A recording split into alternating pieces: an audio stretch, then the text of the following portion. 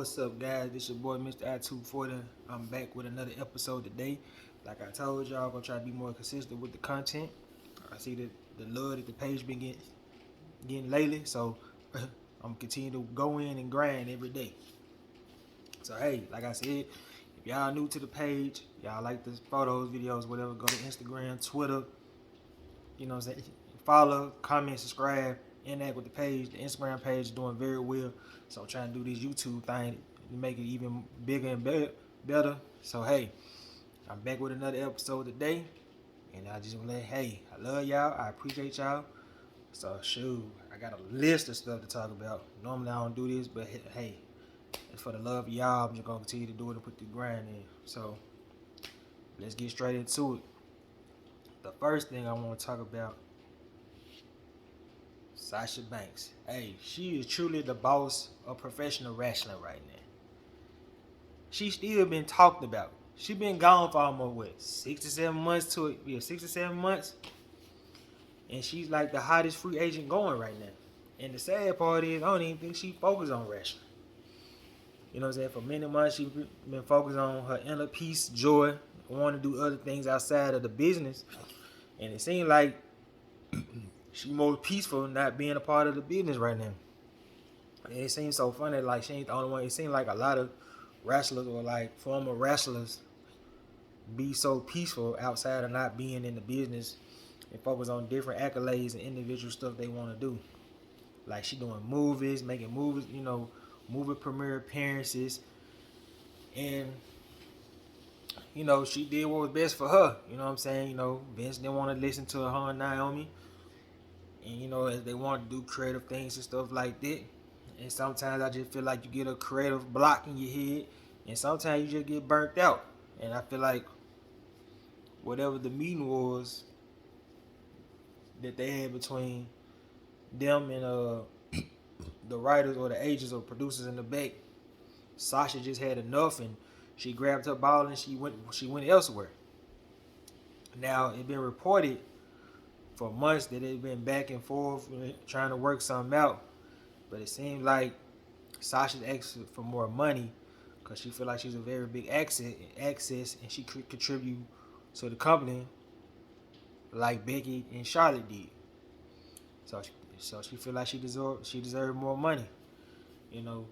Of course y'all been hearing folks that been coming back lately. The Good Brothers, Bray. They've been asking for a lot of money. Now did they get their money? I don't know. I guess they probably did because they're back. And, Sasha feel like, hey, if you giving these guys money, and I've been down with y'all through the ups and downs, shoot, I think I deserve a little more money than what I've been getting. Because I put butts in the seats. And right now, she putting butts in the seats, and she ain't even there. Look how crazy this sounds. We still going crazy for her. Fans still showing up. Sasha signs, they want to see her, they miss her. And they still yelling at her name. Y'all seen that boring old Shotzi and Ronda Rousey match? Ooh. They were yelling out Sasha. And of course after the match, Ronda was probably disappointed, wanted to throw a shot at Sasha. But I got news flash for Ronda. Now, athlete-wise, ESPN-wise, you're going to be big as Sasha. But we talking about entertaining, wrestling, and whatever else Sasha brings to the table, you'll never be big as Sasha. You'll never be big as Sasha. You'll never draw as Sasha. You're gonna draw, of course. You run the routes, you're gonna draw, but you're not gonna outdraw Sasha Banks, Becky, Charlotte, hell, even Bayley. You know what I'm saying? Now the old Bayley would outdrew her, but you're not gonna be the biggest draw out of none of them. So you can't play or hate that fan crowd, that fan love that they have for that woman because, hey man, she's one of the greatest or one of the best. You know what I'm saying? Ever to do this inside the ring. She never disappoints you. She always gonna deliver, and it's hard to let go a big time employee just like that. But Sasha made a boss move. What she do, Richard? She gonna be in New Japan in January. Now I don't know if she gonna wrestle, but she will be in New Japan. So it's reported that her and the WWE is done with each other for right now. I believe she'll come back one day, but I just feel like she probably burnt out and want to do her own individual things. I mean, she won Women's World titles. She won Tag Team titles. I don't think the woman haven't done is probably wore the Royal Rumble. Speaking of Royal Rumble, Sasha probably still hot about that she ain't win that Royal Rumble, and they gave it to Ronda. It was hand given to her. We all can admit it was. Sasha, I think Sasha would have been cool if anybody else won that Royal Rumble but Ronda. Because Ronda's good. She's a naturally talented wrestler, whatever. But I just feel like she haven't earned her stripes to be that way. But at the same time, if you're looking from a business aspect or the comeback world, Ronda do bring that real intensity to WWE because the UFC background and stuff like that. So, Sasha that's just a list of reasons why Sasha don't want to come back. Cause I just think, now that I said that, sometimes I could probably see there's probably tension between her and Ronda. Cause she feel like Ronda ain't put in the work to get the WrestleMania main events, and Sasha deserved that spot. Now Sasha did get a WrestleMania main event. She earned it. But just like as soon as Ronda came back, they gave it back to her. So it's probably a list of things why Sasha doing what she doing, but she seems like she's more enjoying more life and just loving her life. So hey, Sasha, we love you. Hope you'll come back. If not, I respect what you're doing. Business is business, and you gotta do what's best for you, for your mental and mind state. Alright. Oh snap! Did my boy Joe Rogan call out The Rock? Woo! That's hoeing. So what happened was, I be on YouTube, but I don't try to watch everything. So I guess it stems from some dude named Liver King, and I guess he was like a built muscular dude, and I guess he was on steroids. I guess he was a strong dude, yada yada yada. And from what I heard and from what I read, I guess the Liver King dude, I guess emails got out, and I guess his drug mechanic, whatever it was about him doing steroids or whatever. So anyway, I guess the Liver King made a confession that he did steroids. At this point, man, I'm gonna be real with y'all, bro. I want some real G stuff, bro. Does it matter at this point? It's 2022. Everybody doing drugs. Everybody doing steroids. Everybody doing Balco. I mean, like, everybody's cheating to get ahead. Ask the Astros. They know. They might steal your signal. And I ain't talking about C-Spire. But look, the thing is, though. So he came out and he said he did steroids. So, from Joe Rogan and his co-worker, cracking a little joke. And he was like, I think The Rock should do steroids. Admit he do steroids. Now, at first I was kind of like, dang. That's crazy. I mean, it still is in a sense, but I'm like, why that man sing out The Rock? Like, The Rock ain't the only The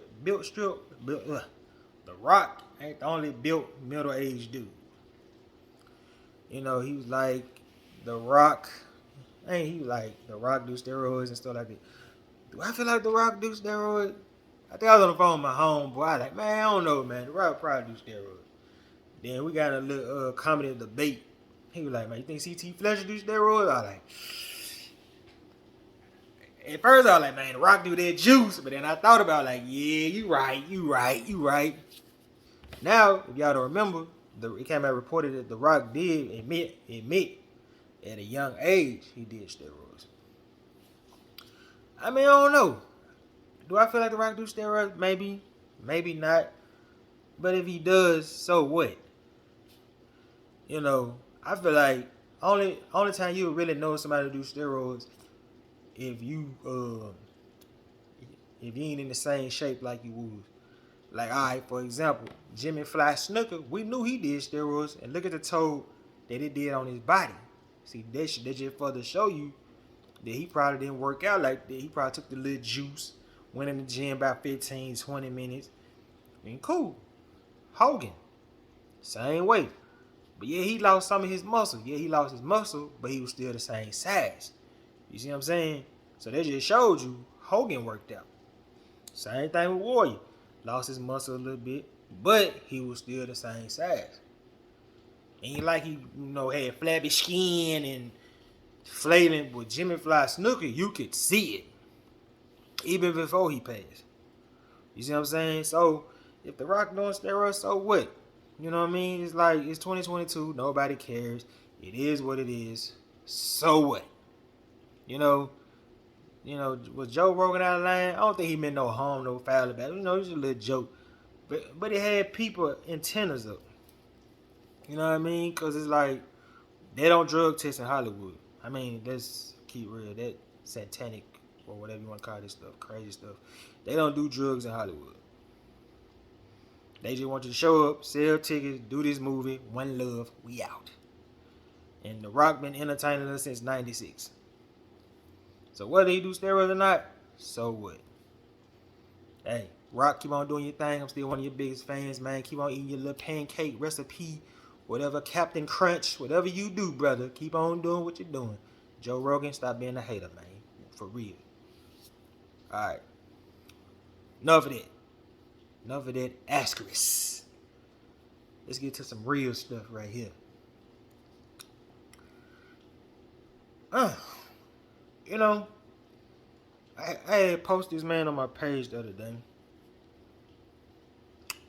And I was doing something with, the fantasy booking, whatever, newsfeed, whatever.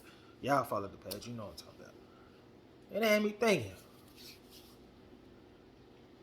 At first, I wonder, is Alberto Del Rio a WWE Hall of Famer? That's a good question. I mean, let's go down the list. He made a powerful debut. He beat Rey Mysterio. They had a good feud. He beat Rey Mysterio in his debut on SmackDown. He had a successful classic feud with Rey. Over the years, he's been showing that he's very flashy, entertaining, and WWE built him very well. Coming out, I don't know what type of car he had. I thought it was a Benz truck. I ain't gonna say a Benz, but I don't know what type of car he had. Coming out with the scarf and the butler, and he had a gimmick dressed for success.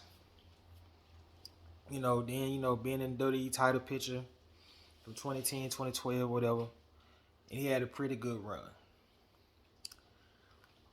Then he left WWE for a minute, came back, beat John Cena for the United States Championship. Oh yeah, I forgot. I missed the year.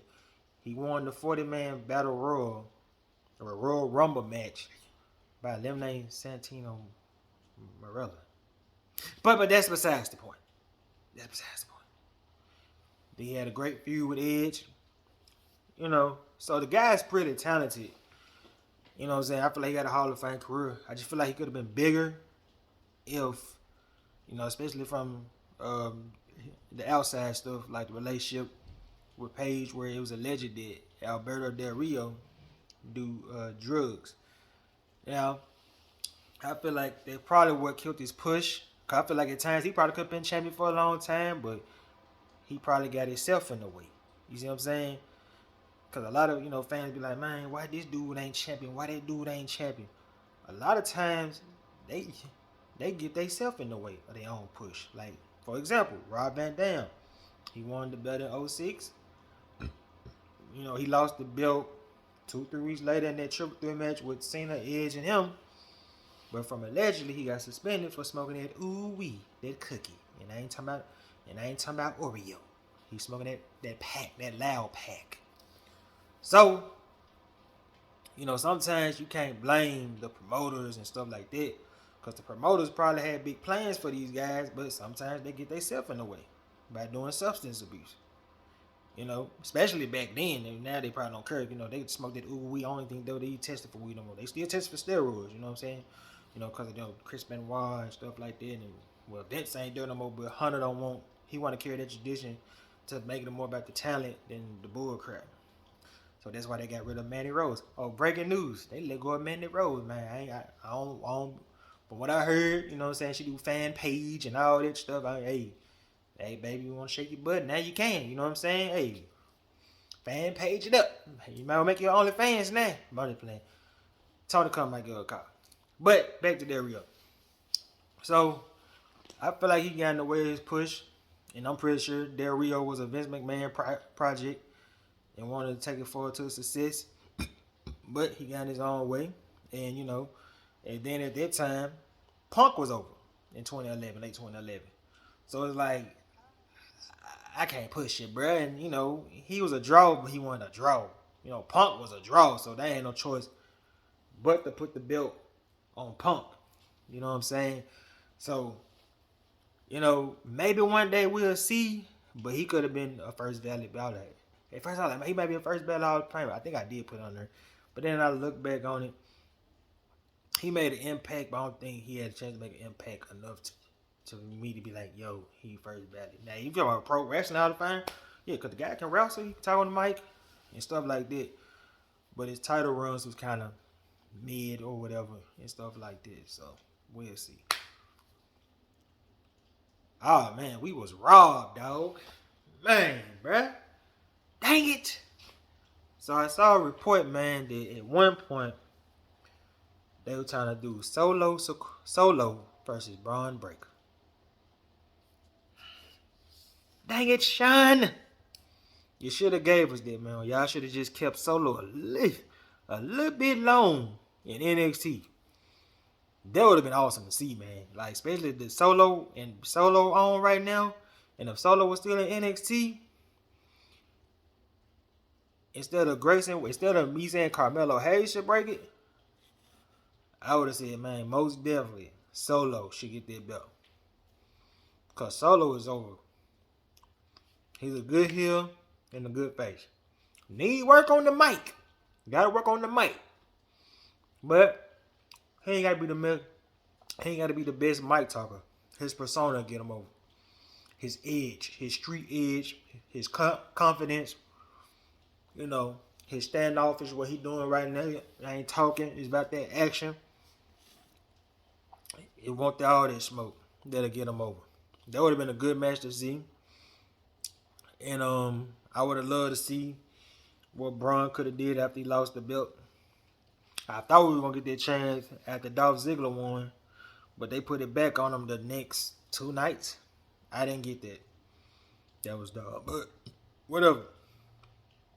So that would have been awesome. I kind of figured out, man, I used to wonder, like, man, when these two gonna face each other? Cause that would have been a good matchup to see. Like, it'd been amazing, physical. Like, it's probably like they could have did like a two-month program. One match be like a singles match that lead to like a double count out or DQ or something, and they'll build up to make it like a stretcher match or a last man standing match. Cause how both of them deal, how they make them build them. You can't just beat them 1, 2, 3 unless it's one of those guys beating each other.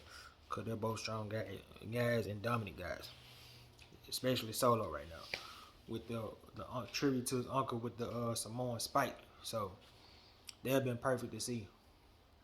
Come on, Sean, you could have gave us that.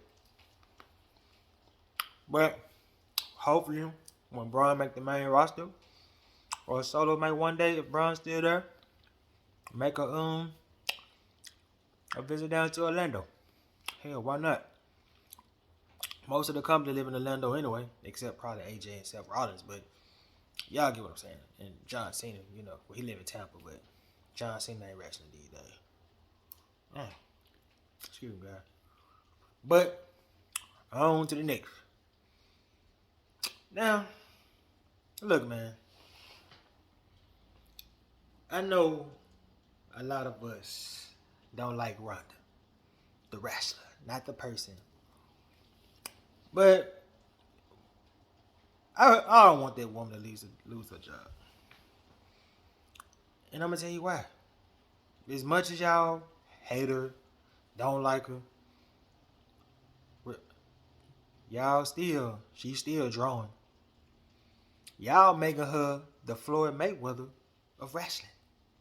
And what I mean is, of course, she ain't going to go 50-0. But Y'all dislike her and hate her so much. Y'all want her to lose. You see what I'm saying? She's doing her job as a heel. She still suck on the mic now. Still suck on the mic. Her and Shayna Baszler, they suck on the mic now. But they're draws. They're good heels. They're a good dominant duo together. And, you know, Ronda ain't going nowhere. I've been seeing that campaign for about probably 3 weeks. Like, we want Ronda fight. Ronda ain't going nowhere. Ronda's a big asset to the company. She still draw tickets.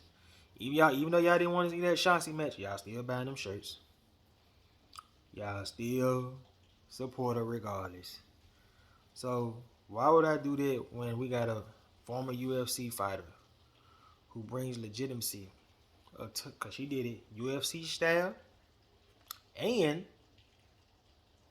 this style. And she's a draw in UFC. She a draw in WWE. So you think Triple H them finna let that go? And then she getting a response. Now if Ronda wasn't getting no response at all, then she'd be worried about her job. Ronda's just a naturally good heel. And y'all just gotta face it that she's not going nowhere. You know, and plus she's a great wrestler, great talent. She needs some more quality opponents. So I feel like Raquel Gonzalez be a good opponent at the Royal Rumble, except one problem. One small problem. He suck on the mic.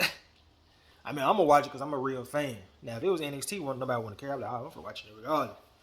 But we talking about the spoiled, crybaby, wrestling fickle fans, which I was talking about 2 episodes ago. It's like, bruh, enjoy the product. Ronda ain't going nowhere. She's a draw. Love her or hate her. Y'all done made this woman the Floyd Mayweather of professional wrestling because y'all hate her so much and she got so much heat that she's a draw. Now, I need Ronda to stop being the Ben Simmons of wrestling and get that mic skills up. Stop being the Ben Simmons of wrestling and get your mic skills up. Okay? Alright. Back to positive news. Ah, man, this is easy. Man, I had to put that up, man, because y'all saw my boy Kofi New Day, as my homeboy say, why, bruh, why? My boy homeboy said Kofi went back to college at NXT to win the NXT Tag Team Championships in a good match with Pretty Deadly. I'm going to say this. Besides Christian Cage, Kofi is WWE one of the greatest. Well, is WWE is one of. Here we go. Kofi Kingston is one of the greatest. Yeah, my bad. Kofi Kingston is one of WWE greatest superstars that was underrated of all time. Think about it. 15-time tag champion. And yeah, think about this. Kofi is a great tag team wrestler. No, scratch that. The greatest tag team wrestler of all time. I said it here first. Kofi Kingston is the greatest tag team wrestler of all time. All right, want me to break it down? Okay. Eric Boone. Okay. Eric Boone. Him and Eric Boone. Great tag team. I think him and R-Truth. Great tag team. Him and Punk. Great tag team. New Day. He been a part of 4 precious title reigns. 4 greatest title reigns of, you know what I'm saying? New Day gonna stand there because this is just a test of time. You know what I'm saying? We didn't expect they to give me the work. I didn't. I think my homeboy did. Well, one of them did. I didn't expect it to take off, and it took off, and I haven't looked back since. Sometimes it got boring. You're like, all right, bro, chill out, man. Go do something. But it worked. And you understand, damn, they're just a tag team. Kofi been multiple time Intercontinental Champion. Multiple time United States Champion. And, you know, of course, he had that great moment where he beat Daniel Bryan at WrestleMania. So, you got to think about that too. So, it's just like, and then on top of that, now, I ain't gonna front. After Triple H called him out, man, I thought you was Jamaican. I was like, oh, man, Kofi career over it, man. I thought it was over, B. I was like, oh, man. Kofi career over it, man. I don't know what to say, Kofi, man. I love you, dog, but gotta let you go. And then, of course, with Randy Orton, with the stupid moment, I thought Kofi career was over too, because y'all noticed Kofi was in main event. He was getting squash matches. Kofi was just going out there to wrestle. And if y'all show table for 3 with him, Big E, and Xavier, Kofi's like, man, I thought about giving up and going back to my office job. So you got to understand how bad that was for his confidence. That the company didn't believe in him, and he was on the back shelf for months. Because he was supposed to get that big push in 2010, but Randy Orton killed it. At the time, Randy Orton was big. Kofi was down here. I'm sorry. Who you going to listen to? A guy that's one of your top stars in the company in 2009 at the time, between him, Cena, and Edge and Batista, and Undertaker? Or a little dude that's just like, all right, you're good, but you're not over. Because you got to remember when Kofi did the little Harlem shake from the little thing and gave Randy Orton the leg drop, that's when the Kofi movement was starting to take off. It was going this direction. And then it just steered this direction to the point where him and Dolph Ziggler were just having good matches every night, and that was easy, like he said. So for the Kofi to be where he at and doing what he doing, it's amazing. It turned out to be one of the greatest careers of all time. I'm pretty sure a lot of guys didn't expect it, and I'm pretty sure he's grateful for Xavier and the Big E for helping his career and pretty much saving his career. But you gotta understand, Kofi did a lot for their career too, and I'm talking about behind the scenes, in the ring, a lot of that stuff. So you gotta think about that. Bro, man, shout out to Kofi, man. We appreciate your work, man. Hopefully you get that world title match, because I was the first one mad when they gave you that 5-second match for Cain Velasquez, and he was trash. Woo! I'm like, come on, Vince, you could have gave Kofi a good 2 Trouble in Paradise or something. It would just jump F5. That's when I kind of figure, I'm like, all right, Vince don't respect Kofi like I think he do. Or he's scared of Brock. Now, let me stop playing. He's scared of both of them. No, it's both of them. He don't respect Kofi enough. A guy that's been there and put in the work, and he's scared of Brock Lesnar. But like I said, though, Brock Lesnar, now Kofi was kind of still right here. Now, Kofi right here. Except Brock up here. So Vince gonna listen to Brock and Paul Heyman versus Kofi Kingston, who ain't got, and I ain't saying he ain't I ain't saying he a punk, but he ain't got no backbone when it come to Vince. Sorry, bruh. Let my boy Young Dolph say, I'm sorry, bruh. Want me to do. Alright, but Kofi still trying to be a legend, team player. He had his WrestleMania moment. That's all that matters, man. Keep on holding it down. Keep on representing us, man. Oh, snap. Hey, I'm looking forward to this feud, man. Between Isaiah Swerve and Keith Lee, that match gonna be crazy. And I like how Tony Khan them been building up for like the past, how long they was a tag team? About a good 2-3 months. When you got Dr. Jekyll and Dr. Hyde, good versus bad on the same team. And Isaiah Swerve been playing a good villain, a good heel. You know, even though he fake break Billy Gunn thumbs or whatever, that was good. And the parallel between the two just led them to the collision course. I think I saw the clip of the pay-per-view where Keith Lee had faced his former tag team partner, Shane Taylor. I forgot the other dude's name. I don't know his name on Shane Taylor Promotions. And Isaiah Swerve left him hanging, but Keith Lee still managed to win the match. I'm just more happy that Keith Lee getting the push and he ain't got to expose his mic skills, because Tony Khan don't really care about that. Tony Khan really care about professional wrestling. There's the difference between AEW versus WWE. AEW care about the wrestling side. Now, if you can talk on the mic, okay, cool, you know, whatever, you know, go do your thing, go do E2 Hollywood. I don't know. But he care about the wrestling, the craft, and more straight to the point. So, I'm appreciating it. I can't wait to see this match and see where it go, man, because they've been bound to happen for a while. You can tell it ties in with the tension. They tease the tension between them, and then they'll get back cool, dap it up, and then they'll tease it again. So I like how it went back and forth. But I just think that at the final battle, it was kind of the breaking point that we're finna see Swerve do some sadistic things to Keith Lee and torment his mind like Karrion Kross did to Keith Lee before he left. So I can't wait to see the matchup. I'm pretty sure it's gonna be a great matchup to see, and fans gonna love it, man. Cause I can't wait to see it.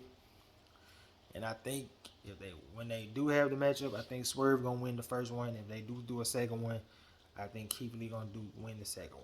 If they do a third one, I think Keith Lee gonna win it too, just to put Keith Lee over, so he can get in that title picture, not the TV title picture, but the AEW World title picture. So we'll see where it goes from here. I couldn't believe it, but then I thought about it. I believe it, and that leads me to my next subject. It was reported back in 2006, Shinsuke cried that he lost to Brock Lesnar. Now you'll think like, dang, why would he cry that he lost to Brock Lesnar? I don't think, well, from what was reported, Shane didn't mind putting him over. He didn't think Brock Lesnar had respect for the wrestling business or New Japan. He was just there for another payday. Like I said, Brock Lesnar, one of the best of all time. That's why I say he be in my top 3. Not because of the wrestling alone, because he a boss and he know his worth. Think about it. This man went to another country. Hey, man, you either give me this belt or I'm out. You know what I'm saying? Brock Lesnar look like, I don't need the wrestling business. I don't care if Shinsuke did good. Give me that. And he took it from him. And that belt mean a lot to Shinsuke. I think he probably wore it with pride. He enjoyed it with his people, seeing them, entertaining them every week while they sitting there clapping, because they don't scream or nothing. They just pure quiet and just clap, just like my house, quiet. So I'm pretty sure, I don't know, his title run was probably a good title run at the time. And I seen the match with him and Brock. Brock was messing that boy up. Now, he ain't gonna go too, but he ain't Brock Lesnar. So I'm pretty sure his spirits was broken, his confidence was broken. You know, but what can you do, man? It's Brock Lesnar. I don't care who you is. Brock can go to AEW. If Tony Khan ain't talking about putting that money on him or making them look good, Brock gonna sit at home. Just like during the pandemic. Y'all saw that WrestleMania. Brock did not care.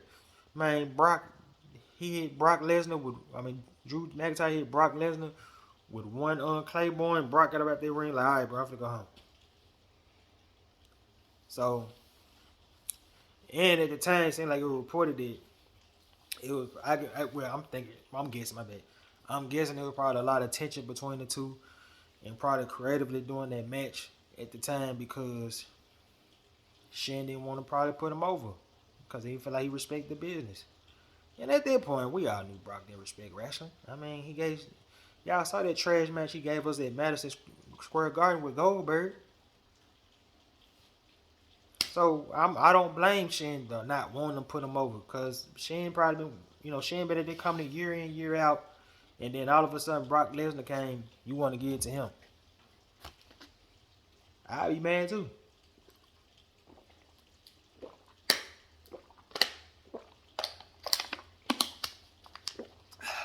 I'd be mad too. So, I'm pretty sure. But Shane bounced back to have a good career in New Japan. His WWE career started off strong. Now at this point, it's kind of like, hey, bro, you might need to retire, or you might need to go back to New Japan. But hell, I'd love to see you in NXT. To be honest with you, because it seems like they ain't got nothing for you on SmackDown, because Triple H trying to bring everybody back in their mama, and some folks just ain't it. They're not over. I'm sorry. Hit row. You gotta go. But other than that, man, Shinsuke and Brock Lesnar probably came to a new respect for each other after a while. And, both of them doing pretty big things. Alright. I got 3 more of these. It's crazy, right? Another shit you don't want to talk about. Come on, Riddle. You got suspended, man. Now, I'm thinking to myself, did he get suspended for weed? But then I thought about it. WWE ain't testing for weed. So it got me thinking, man. Is my boy doing that powder? Or that cocaine? Or what? I don't know. Something ain't right. It's sad. Then it make you think about SummerSlam. That's probably why him and Seth didn't happen. So I won't be surprised if Seth was really pissed off about Riddle than he was a director. Sometimes you gotta really think about what's going on to be like, dang, why this match didn't happen? Or something ain't right. And now it's just like, now that brings me to my next point. I was like, man, why Riddle didn't win the Royal Rumble? They gave it to Brock Lesnar. Riddle probably wasn't ready for that moment. You know what I'm saying? I mean, it's cool to have a little fun. Man, Ric Flair, Shawn Michaels did drugs, but Riddle ain't none of them. And plus, Ric Flair is a workout warrior. And plus, Ric Flair, you ain't gonna see it in his matches. Shawn Michaels the same way. He'll probably be an asshole, but you ain't gonna see it in his performance. Riddle, you ain't see it in his performance, but it's just like, bro, you was on the verge of getting a big push, and then you lost. You lost your big push. Now it's like you getting suspended. I don't know if you're doing steroids or whatever, but it's just like, bruh. Some of y'all fans can't expect these guys to get big pushes if they ain't ready for it, or they ain't ready for the responsibility of the throne of the company. Cause you one of our biggest stars. Now, if you was like Tozawa or somebody like that, like, all right, man, whatever. But I'm pretty sure it disappoint them when you one of their stars and they trying to put you in a position for another feud or whatever, or they put you in the shuffle for a minute, but they try to build you for something else, and then you get suspended, then you mess up their plans creatively. Cause I'm pretty sure they probably had plans for you on the last, but now you suspended. Where do you go from here? Where do Elias go from here? 9 times out of 10, Elias probably get lost in the shuffle because of what Riddle did. You got a lot of talent, brother, and you just gotta chill out, man, and stuff like that. So hopefully we'll see you back. Raise hell. Hopefully Randy Orton coming back. Y'all get that feud started that we all want to see. And you just keep on performing and do your thing and lay off the weed, crack, steroids, lay off all that. You know what I'm saying? So we can see you perform, man, because we're going to miss you on TV. You're very charismatic and stuff like that, but you got to pay the consequences. Matter of fact, I just had to deal with a little consequence myself. I looked at my paper. I skipped the subject, guys. Come here. Shh. Hey, be patient. The dream match is happening at WrestleMania.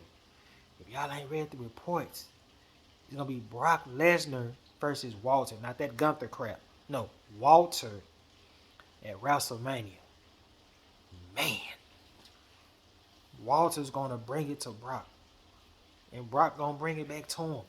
And it's going to be a good match to see. Because, boy, Brock's chest going to be red as hell. We all know that. And I'm pretty sure you thinking all of a sudden, man, why Brock Lesnar want to work with Walter? I told y'all, Brock is a student of the game. You think Brock Lesnar didn't watch Clash of the Castle with him and Sheamus?